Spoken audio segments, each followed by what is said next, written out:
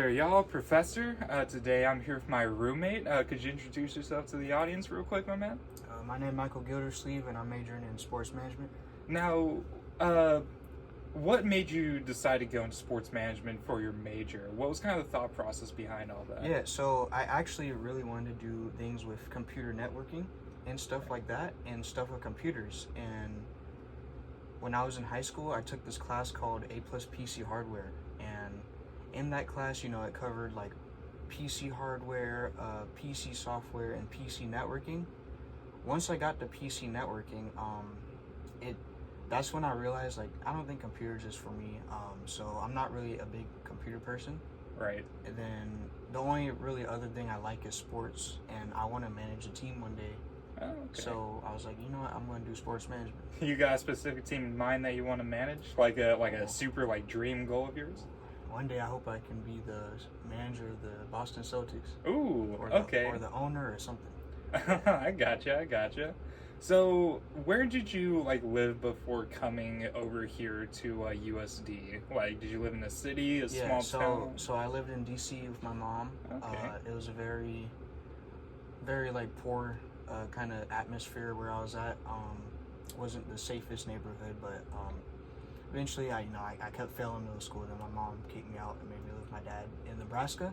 Oh dang! So your mom full on kicked you out due to? I'm sorry to hear that, man. That's though. Well, I guess I want to ask more about Washington D.C. because not a whole lot of people live there, right? Other than you talked about the poverty, you talked about kind of the bad living situation. Would you mind going into more detail on that? Yeah. So in D.C. you got to park anywhere. You just have to pay. If you want to park somewhere, you just have to. There's gonna be a thing that's standing up tall, and you got to put some quarters in it. Okay. Or you got to scan your card no matter where you go, and it's the worst because you got to pay. Everything's more expensive, and all the restaurants there are really fancy restaurants. So you go in there, you're gonna be spending a lot of money in the restaurants. Were there any restaurants that you at least remember going to that were good? So the only restaurant, the only fancy restaurant that we could afford was the Cheesecake Factory. Oh, really? Yeah, okay. Okay, but we went in there, and the lights were all dark and dim and stuff, and there was a hostess I think they had a gold little watch on and stuff, and I'm like a diamond gold watch on. Really? Yeah, and then so they sat us down at our table, and we were sitting on seats that were made of mirrors. So every is time super luxurious, you got people with gold watches, you got dim lighting to make everything look more, I guess, unique or I guess cheesecake fancy. Factory. And it's a cheesecake factory. Yeah, and the food is exactly the same as any other cheesecake factory. Yeah, because but it's more expensive. Yeah, because aren't cheesecake factories can't you just find any of those like a mall? I'm pretty sure there's one over in Sioux Falls. You know what I mean? So. That's actually crazy. Maybe it has something to do with it being in the capital, but that's insane. You got anything else about Washington D.C., man, or was that just kind of just expensive parking? I'd say weird restaurants. Washington D.C. You never run out of things to do. When you're in Washington D.C., there are places open 24/7. Unlike the Midwest, where a lot of places they close down at 10 or 11, and then there's actually stuff to do 24/7. You know what I mean? Now, do you ever miss being in Washington D.C.? Would you ever want to go back, or is that a place where no?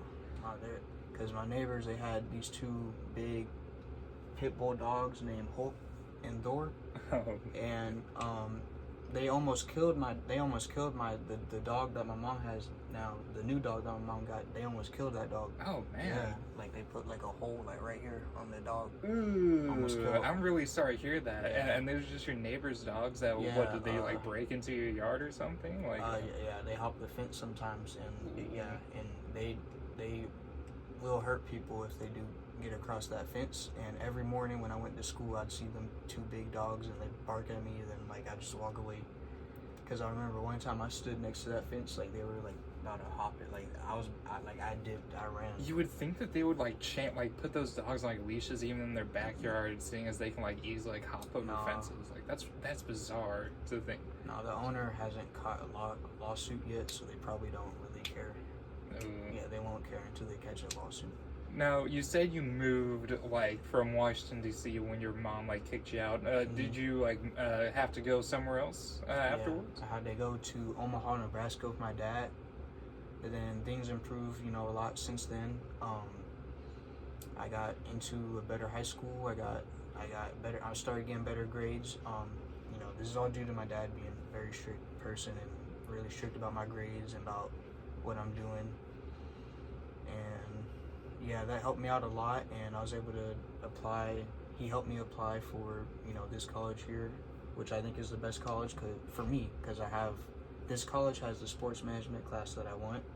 Most colleges don't have that sports management class, so that's why I came here. Oh, okay. Yeah, I was actually going to ask, like, why.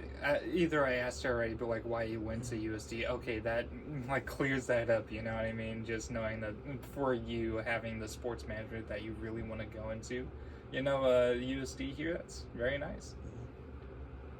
Let's see. So, what have you been most active in right now at USD? You've been going to any clubs? You've been, like, trying to do any sports teams, anything of that sort? Yeah, so I've been going to basically every single like sporting event when it comes to football so far.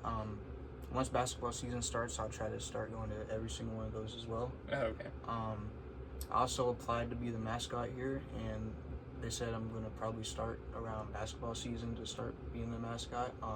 So like, did you like feel like a confirmed to be like a mascot? Is it? Mm-hmm. Oh, that's okay. Yeah. Well, how do you think that's gonna? Are you like nervous about being the mascot? Are you excited? What's the feelings around? Well, I was a mascot at my high school for 2 years, so I'm not really like nervous or nothing. It's nothing like entirely new. I've been in the mascot twice now to practice and walk around the stadium, the football stadium. Emily, the leader of the cheerleading squad and stuff and all that, is in charge. And yeah, I have good connections with her. Oh, that's good. That's good.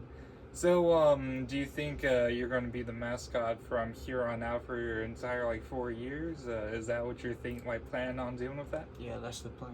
And also, you get half housing costs. Oh, and you get paid to be the mascot. So, and also, sometimes you might get a free trip to I don't know if the team's playing let's say they're playing Colorado, you might get a free trip to go to Colorado. So you get just from just being the mascot, you get to not only do something that you really like to do and have some fun with it, but you also get you said half of your housing cost, free trips to other states. That truly seems like just a incredibly good deal. Most students would kill for that opportunity, but you seems like you got in the bag. Now, have you been doing any outside doing the mascot thing? Any clubs? Are you doing any of that stuff, or is any sports teams, anything like that? Next time I go see Emily, I think I'm just going to join the Coyote Crazies. Oh, okay. Go Yotes. So, think about joining Coyote Crazies. Show school spirit. Because I really like the school. I love the school. I don't plan on transferring or changing schools or nothing like that. So this USD is what I'm all about. So what do you think about wearing that? Because I know the Coyote Crazies, they wear kind of those I'm not trying to be mean on saying this, kind of reminds me of clown outfits with the striped pants. You know what I mean? I think they wear overalls. Do you think that's gonna? You know how you feel about really getting involved in that club with wearing that outfit and trying to be super energetic? Do you see any problems with that, or do you think it's just going to be a good time overall?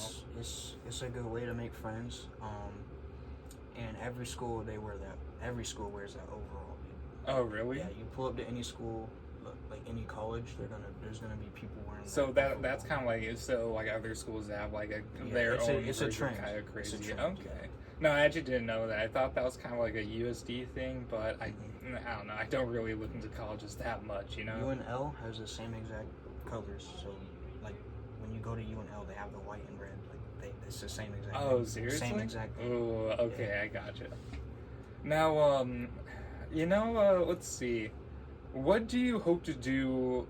Oh, I think you kind of already told me the answer to this question, but once you get your degree, all of that, what do you realistically think you're going to be doing right out of the gate, once your 4 years at university is over, do you want to like maybe get a master's degree? Do you want to find some job that's related to your major? Like, kind of what's your game plan Yeah, so after college? as soon as I get my bachelor's, I'm gonna find a high school and try to be a manager, not a team manager, but like an actual like manager of like the athletic stuff that goes on at that school. Oh, okay. And then I'll start networking and stuff. And then once I start networking, I'll build my way up to the college level. Oh, okay, so you want to take like the long road to Yeah. like eventually get to like where you actually want to be. Because if with this degree you try to start at the national level, you're not gonna get no offers. So because you need experience, you really need experience. Yeah, in order to get that experience, you have to start at like the high school level and then work your. Oh, okay, So I see. I'm gonna work my way to college level. I'm probably gonna be in the college level like most of my life, and then like in like the later stages of my life, I'll reach the the national level or Olympic level. Oh, okay. Oh, the Olympic level? Okay, Mhm. I gotcha. I think we're probably about running out of time on this one. I really appreciate you sitting down and talking about me, sharing some of your experiences with living in Washington, D.C., kind of your hopes and aspirations for managing a college, national, or even Olympic sports team. I think that's been an incredible interview, and I thank you for talking with me today. All right. Well, thank you very much. No problem. Interview.